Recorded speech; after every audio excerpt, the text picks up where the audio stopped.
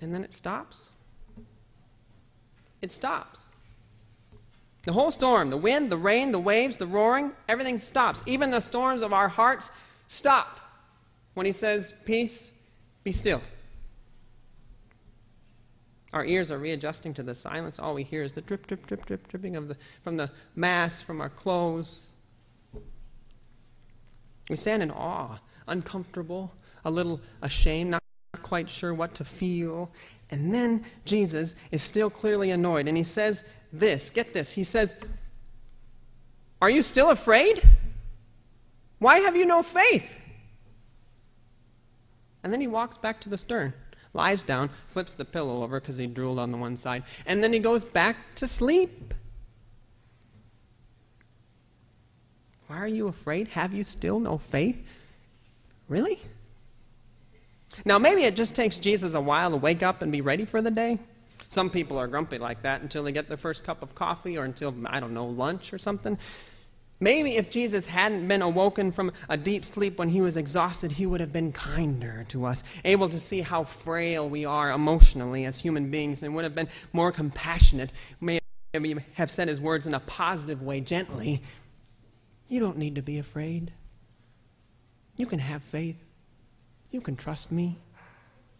But he didn't. He said it accusingly with frustration. Why are you afraid? You shouldn't be afraid. Have you still no faith? What do I have to do to find some people with faith around here? And it hurts. It stings. We're angry. We're just being human beings. We fear. We fear little things. We fear the really big things. We feel the storms swirling around us.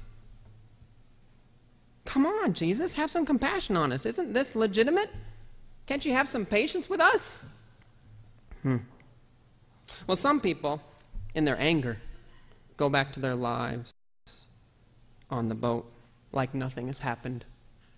Obviously, nothing can change on the boat of fears.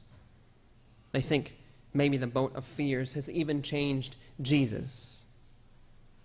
Doesn't matter that Jesus was on the boat, not after what he said. The sea is calm, the wind stopped, but the storm starts to roll in their hearts again. But there are others on the boat who continue to stand there, dripping wet, staring over the side of the boat, watching the sun rise over the rim of the horizon, trying to figure out what's just happened and what it means. Their fear wasn't back, not yet. It would be sometime, someday, but it wouldn't be the same. Something had changed for them, even on the boat of fears. Jesus was in the boat with them, and Jesus stopped the storm. Now, they got really wet. They were really scared, but Jesus stopped it. They were angry with Jesus yet, but maybe the stress of the storm gets to him too. And there would be weather again, but he stopped it once. He was in the boat with them.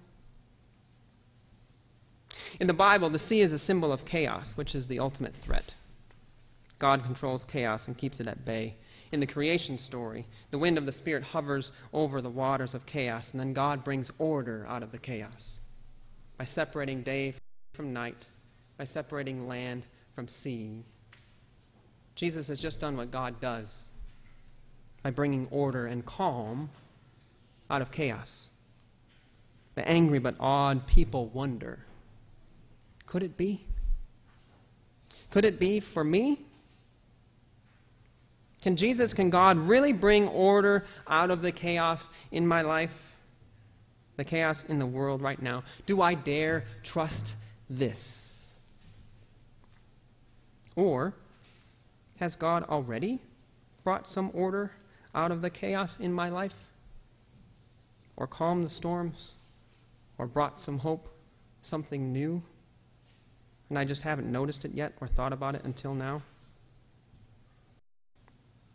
Could this way of life be this powerful? Is having Jesus in the boat like this? We stand there watching the sunrise, looking at Jesus sleeping in the stern and wondering, who is this guy? We're in the boat with him. He brings order out of chaos. We're wringing wet. We didn't avoid the storm. But some order has happened. Some calm has happened. Something's different now. Jesus is as powerful as anything out there that brings brokenness. We don't know what to think of him. Maybe a little scared of him too. But we're glad he's in the boat. Amen.